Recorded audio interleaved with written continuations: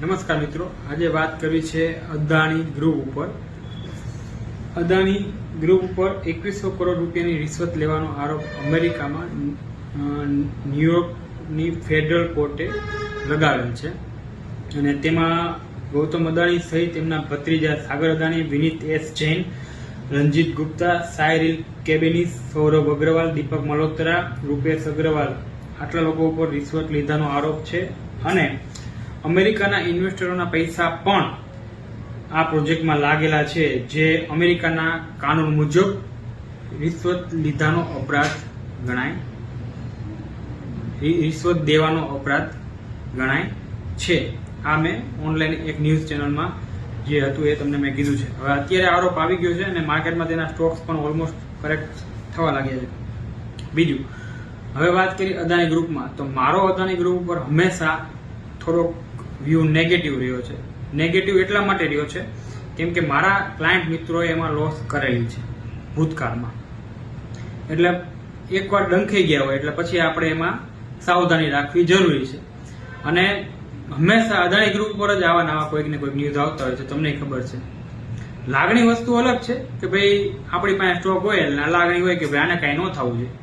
હા, તમારો કે મારો પર્સનલ એવો અભિગમ હોય કે ભાઈ મારો સ્ટોક છે તો ઘટે નહીં, બને ત્યાં લાગણી હોય. પણ શેર બજારમાં લાગણીઓ કામમાં નથી આવતી. તટસ્થ ને લોજિક વાળો વ્યૂ હોય તો જ તમે સર્વાઈવ કરી શકો છો. આ એક ખાસ ધ્યાનમાં રાખો. મારો વ્યૂ એક નેગેટિવ થવાનું એક બીજું મોટું કારણ છે, એ હું તમને કહેવા માંગુ છું. બરોબર છે. જ્યારે અદાણી ગ્રુપ ઉપર સ્કેમ ના આરોપ લગાવવામાં આવ્યા હતા હિડનબર્ગે, ત્યાર પછી અદાણી ગ્રુપમાં હું તમને જે સ્ટોકનું લિસ્ટ મારા ધ્યાનમાં છે એના જે હું હાઈલો હતા એ હું ખાલી કહેવા માંગુ છું. એક અદાણી પાવર, ઓલમોસ્ટ મેં 400 રૂપિયા ભાવ જોયો હતો, 400 450, તમે ચાર્ટમાં જોઈ લેજો. અને નીચે ન્યૂઝ આવ્યા પછી 250 રૂપિયા કે 200 રૂપિયા જેવો કરેક્ટ થયો હતો, જે માર્કેટમાં અદાણી ગ્રુપને ક્લીન ચીટ મળી. ત્યારે 400 રૂપિયા આવી ગયું. હવે પછીના એક વર્ષમાં, 1.5 વર્ષમાં એને 400 વાળું એક 800 રૂપિયા એટલે ડબલ થઈ ગયો ત્યાંથી, એટલે એને રિટર્ન આપ્યું. તો આ એક લોજિક વાળું કે એને રિટર્ન આપ્યું એ વસ્તુ સારી કહેવાય કે ભાઈ નેગેટિવ માંથી પોઝિટિવ એટલે ભાવ ટુ ભાવ આવી ગયો અને ત્યાંથી પણ તેને રિટર્ન આપ્યું છે. બીજો સ્ટોક લઈએ અદાણી પોર્ટ, જેનો ભાવ હતો 800 રૂપિયા. 800 વાળો 400 450 જેવો કરેક્ટ થયો હતો, ફરી પાછો 800 થયો અને હમણાં 1600 રૂપિયા જઈને અત્યારે 1200 1100 રૂપિયા આવી ગયો છે. તો 1600 રૂપિયા ગયો તો એનો મતલબ એને પણ એ ન્યૂઝને એવોર્ડ કરાવીને રિઝલ્ટ આપ્યું. એનો મતલબ કે એમાં પણ મને ખરાબી લાગી ન ગણાય કે ભાઈ મારા મતે એક એને રિઝલ્ટ આપ્યું છે ક્લાયન્ટ મિત્રોને.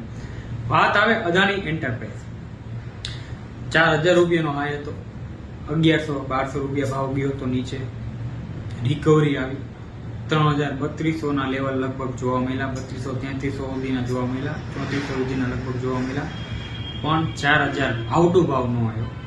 અત્યારે 2500 ચાલે છે, એટલે હજી એને આમ જુઓ તો કાંઈ રિટર્ન આપ્યું નથી. જેને નીચે લીધા હોય એની વાત નથી કરતો, નીચે 1100 1200 લીધા એની વાત થતી જ નથી. આ જેને ઉપરના લેવલે ભરાણ હતા, જે લોકો ઘણા મારા ઇન્વેસ્ટરો પણ હતા, ત્યારે અમે ગુડ પોઝિશનમાં, ત્યારે અમને સારું લાગતું હતું. પણ એકવાર હું જેમાં નેગેટિવ થઉં પછી એમાં પોઝિટિવ થતા મને વાર લાગે છે. આ મારો પર્સનલ વિચાર હું તમને કહું છું કે એક વ્યક્તિ વિશે આપણને એમ થાય કે આ વસ્તુ નેગેટિવ છે, તો પછી જ્યાં સુધી કોઈ બહુ સારું ના દેખાય ત્યાં સુધી એમાં પોઝિટિવ થતો નથી, અથવા હું ધ્યાન રાખું છું, બને તેટલું ધ્યાન રાખું.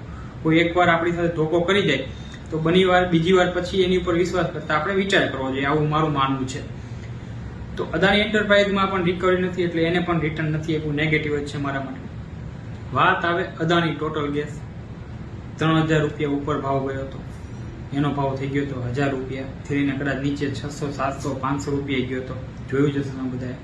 અત્યારે પાછો 570 600 રૂપિયા આવી ગયો છે. ક્લીન ચીટ મળી હતી તો એ 3000 રૂપિયા પાછા મારા ક્લાયન્ટના ભાવ નથી આવ્યા. અદાણી વિલમર 700 રૂપિયા વાળો 350 ગયો હતો, 400 રૂપિયા જેવો મેં ભાવ જોયો રિકવરીમાં, 400 કંઈ ખવા 400 કદાચ મેક્સિમમ, પણ 700 રૂપિયામાં મારા ક્લાયન્ટ જે ભરાઈ ગયા છે એનો ભાવ હજી નથી આવ્યો. મેં એવરેજ નથી કરાવી ઘણાને, જે રિસ્ક લેતા હોય થોડીક એવરેજ કરાવીને ટ્રેડિંગ કરાવીને નીકળી જતા હોય, એ લિમિટેડ કામ કરતા હોય, બહુ લિમિટેડ. વાત કરીએ અદાણી ગ્રીન એનર્જીની. ગ્રીન એનર્જી છે ભાઈ, આને તો કંઈ થવાનું જ નથી. એનો ભાવ બહુ સારો એવો હતો, લગભગ 3500 રૂપિયા ઉપર ગયો હશે અને એનો ભાવ અહીંથી 1000 રૂપિયા થઈ ગયો હતો. હમણાં 2000 રૂપિયા થઈ ગયો હતો, ફરી પાછો અત્યારે 1100-1200 રૂપિયા આવી ગયો. વાત કરીએ અદાણી એનર્જી સોલ્યુશન, એનો ભાવ કંઈક 3500 કે 4000 રૂપિયા ભાવ ગયો હતો અને અત્યારે 697 અત્યારે છે, એટલે એનો ભાવ 1000 રૂપિયા. તો એમાંય હજી ક્લાયન્ટના નેગેટિવ છે, એટલે 3 ને 3 6 ને 7 કંપનીમાંથી 2 કંપનીએ પોઝિટિવ રિટર્ન આપ્યા ડબલ. બાકી બધા મારા ક્લાયન્ટના પૈસા એમાં ફસાયેલા છે. એટલે મારો વ્યૂ અદાણી ગ્રુપને ક્લીન ચીટ મળ્યા છતાં નેગેટિવ છે. આ હું લોજિક સાથે વાત કરું છું, આ મારો પર્સનલ વ્યૂ છે. જો રિકવરી આવી ગઈ હોય, ક્લીન ચીટ મળી ગઈ છે તમને, તો કેમ અદાણી પાવર ને અદાણી પોર્ટ જ ઉપર ચાલ્યા? મને આ કોઈ સમજાવે? બીજા કોઈ સ્ટોક કેમ ન ચાલ્યા એ મને સમજાતું નથી.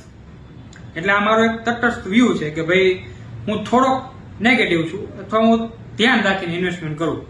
કેમ કે આપણું ઇન્ડિયાની ગ્રુપની કંપની છે, નેગેટિવ થવાની વાત નથી, પણ લોજિક અને બુદ્ધિ સાથે, તર્ક સાથે વાત કરવી જોઈએ. લાગણીઓ સાથે શેરબજાર થતું નથી. તો એક આ મારો વ્યૂ છે.